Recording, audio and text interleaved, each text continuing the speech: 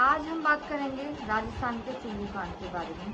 जी हाँ, वो भयानक रात जो सभी को याद होगी।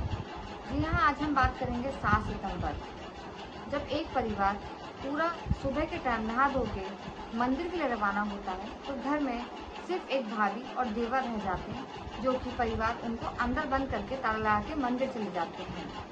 तो देवर ने जब अपनी भाभी के साथ गलत व्यवहार किया तो भाभी ने इसका विरोध किया। इस कारण देवर को बहुत गुस्सा आया और उसने भाभी के संग ऐसा कुछ कर दिया कि वहाँ की गलियाँ में दहशत फैल गई। जी हाँ दोस्तों, welcome to my channel Shalini Singh. कैसे हैं आप सब? आशा करती हूँ आप सब अच्छे होंगे। आज मैं फिर से आज एक नई वीडियो के साथ। जी हाँ, आपको मेरा वीडियो अच्छा लगे तो एक लाइक जरूर कीजिएगा। चैनल पर नए हैं तो प्लीज़ सब्सक्राइब कीजिएगा, ज़्यादा शेयर कीजिएगा।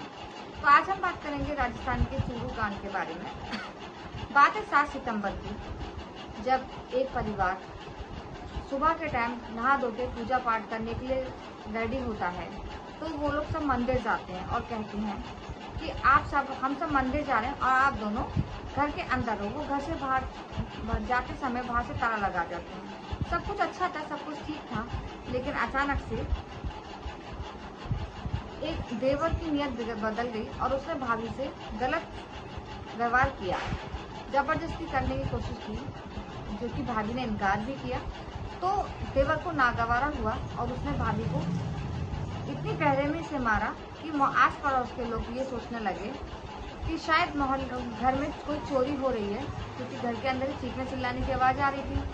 शोर शराबा होता तो सब लोग उसके घर में शायद चोर घुस गए, तो इस वजह से ऐसा कांड हो गया है। लेकिन कहानी तो कुछ और ही थी अंदर की। वहाँ उसने अपनी भाभी को इतना दर्दनाक तरीके से मारा जिसकी कोई कल्पना भी नहीं कर सकता था। जी हाँ, अब घर के लोग आते हैं, मोहल्ले के लोग इकट्ठे होते हैं और उसने वारदातों को अंजाम देकर वो एक कोने में बैठ गया। जब घर के लोग आके देखते हैं, ताला खोलते हैं, तो घर की हालत कुछ इस तरह से कि आस पड़ोस के घर में जो चोरी हुई है। यानी अचानक से पुलिस को बुलाया और कहा कि इस तरह से जब उसने अपने देवर को देखा, अपने बेटे को देखा कि देवर ने भाभी के संग क्या किया, सब हैरान थे, क्योंकि घर के अंदर तो कोई और मौजूद था ही नहीं, सिर्फ देवर भाभी थे। तो घर में अंदर चोरी होने का चांसेस तो उठा ही नहीं, क्योंकि सब गहने, कपड़े, ज्वेलरी सब कुछ अंदर ही था। जब पुलिस ने शंका जताई